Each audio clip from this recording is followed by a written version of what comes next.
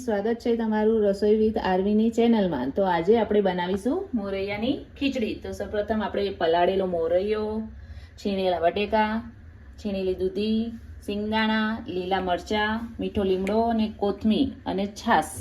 તો આપણે ગેસ ચાલુ કરી દઈશું અને કઢાઈમાં તેલ લઈ લીધું છે। હવે સૌપ્રથમ આપણે જીરું નાખીશું। જીરું નાખ્યા પછી હિંગ લઈશું। હિંગ નાખ્યા પછી લીલા મરચાં નાખીશું। લીલા મરચાં નાખ્યા પછી આપણે સિંગદાણા નાખી દઈશું। તો સિંગદાણા જ્યાં સુધી લાલ ના થાય ત્યાં સુધી આપણે એને સાંતળવાના છે। સિંગદાણા લાલ થઈ જાય પછી આપણે મીઠો લીમડો નાખીશું।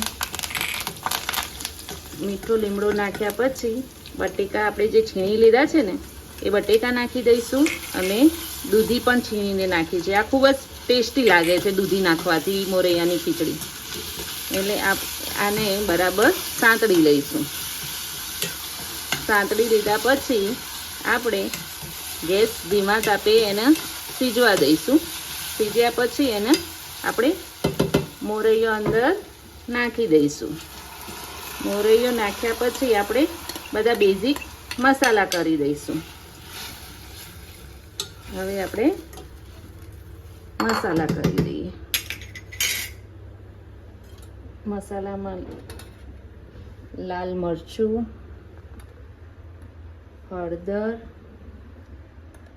ધાણા જીરું અને મીઠું નાખ્યા પછી આપણે એને પ્રોપર હલાવી દઈશું। હલાવ્યા પછી આપણે એમાં થોડી ટેસ્ટ માટે છાશ નાખવાની છે।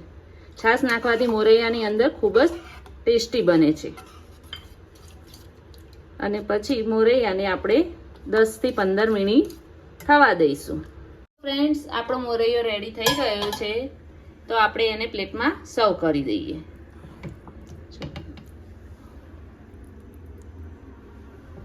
પ્લેટમાં સર્વ કર્યા પછી આપણે એને કોથમીરથી ગાર્નિશ કરીશું।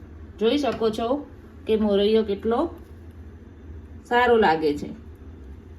ફ્રેન્ડ્સ, આપણે આ મોરૈયાની ખીચડી પ્લેટમાં સર્વ કરી દીધી છે। તો મારી આ રેસીપી તમને પસંદ આવી હોય તો કોમેન્ટમાં જરૂરથી જણાવજો। અને મારો આ વિડીયો તમને પસંદ આવ્યો હોય તો લાઈક કરજો, શેર કરજો અને સબસ્ક્રાઈબ કરવાનું ભૂલતા નહીં।